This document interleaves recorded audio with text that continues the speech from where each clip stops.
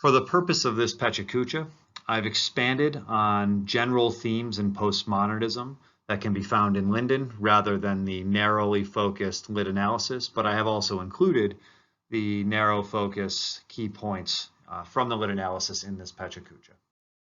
Born in 1962, David Foster Wallace published his first major work, The Broom of the System, as part of his honors thesis while at Amherst, and earned critical acclaim with the 1,000-page tome Infinite Jest in 1996.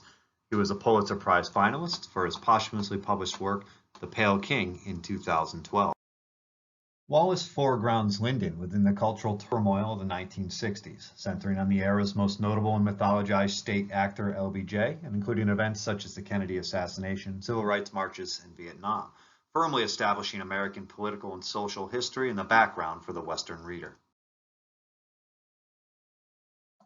While my literary analysis focused narrowly on collapsing distances between the center and margins, between propriety and otherness, Wallace's Lyndon interrogates capitalism, Western democracy, media, and truth, and creates a false sense of historicity through the fictional stenographer and narrator David Boyd. His narrative engagement with the subject and the subjected is a nod towards a critical theory of postmodernism. Readers can feel the discomforting effect of Brian McHale's box worlds as contemporary events go unnamed and interpreted through an apolitical lens without substantiation. Wallace effectively deconstructs grand narratives and mythologies, erasing distance between the center and margins using an interloping fictional narrator and unverified textual footnotes from unknown sources and staffers. Wallace's structural application of conspicuous satire creates more than just a caricature of the classic statesman. It allows a postmodern catharsis of interplay to occur. Orienting and disorienting the reader disrupts the continuity of historical events and places the reader within the glow from the seams of his heavy office door. The reader is challenged to avoid contextualizing events and media sources with political or social affiliations and allow Boyd's remembrance to drive a new interpretation of the story. McHale notes there is always an ontological discontinuity between the primary diegesis and hypodiegetic worlds. This discontinuity need not always be foregrounded and serves as a tool for exploring issues of narrative authority, reliability, and unreliability, the circulation of knowledge, and so forth. The 1994 film Forrest Gump utilizes altered historical videos to achieve the effect noted by McHale, placing fictional characters within the literal framework of historical events. LBJ in this scene places a Medal of Honor around the fictional Gump, as actual figures are stripped from the historical event.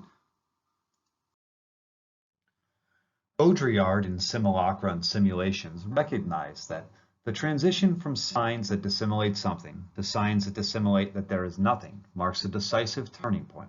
The first reflects a theology of truth and secrecy. The second inaugurates the era of simulacra and simulations. Unlike the use of edited footage, this Gumpian moment is staged. The actors are actors only, and viewers can no longer separate the character Gump from an actual historical event in American history. This generates a moment of simulation, an event in its own right, devoid of a signifier, becoming a signpost itself to a fictional construct as a movie scene. Historical images and events drive the backdrop for Wallace to begin to dissect ideologies of Western modernity.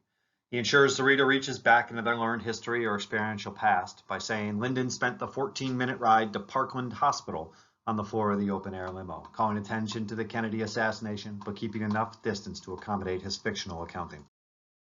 Wallace gravitates toward a key era in transition of the narrative story of the United States, as liberal and progressive social values are strategically asserted into American culture to provide a form of free play.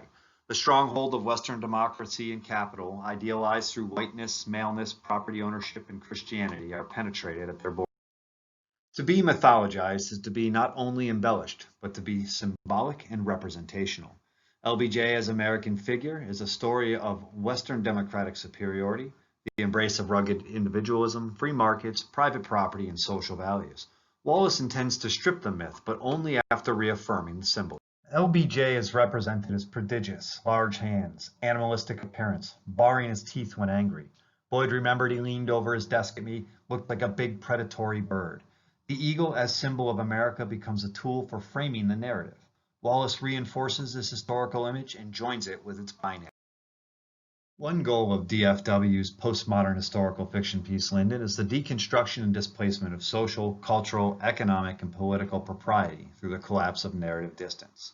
Wallace introduced this distance with a referential quotation appearing to reflect cataloged history when Johnson, upon a helicopter, the reader hearing his voice through an electronic bullhorn shouts, "Hello down there, this is your candidate Johnson."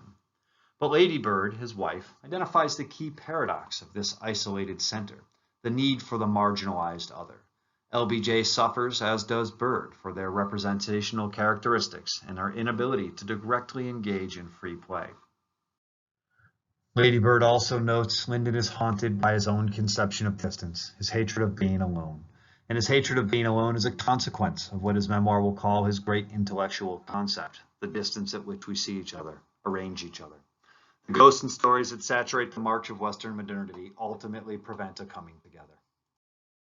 As the narrative distance between Boyd and Johnson evaporates through political and cultural events, as well as between Johnson as representative of the center and the mythologized perception of the statesman, Wallace concludes his experiment with Johnson whispering up to Boyd as he lay dying in his bed, no longer shouting down in legendary Big Texas style, but a small limping figure reaching upward saying, "Hello up there." The narrative and literal distance eviscerated. Boyd is left looking down, his dying partner, a homosexual French Caribbean black man, suffering from HIV/AIDS, asking if the former giant is still the representation of LBJ. Wallace also creates a piece of simulacrum for the reader, an interpretation of LBJ by a fictional scribe, recorded with uncorroborated facts or evidence, and appropriated quotes with uncertain origins or context, deflating the story and melding representations until both are almost refined right out of existence.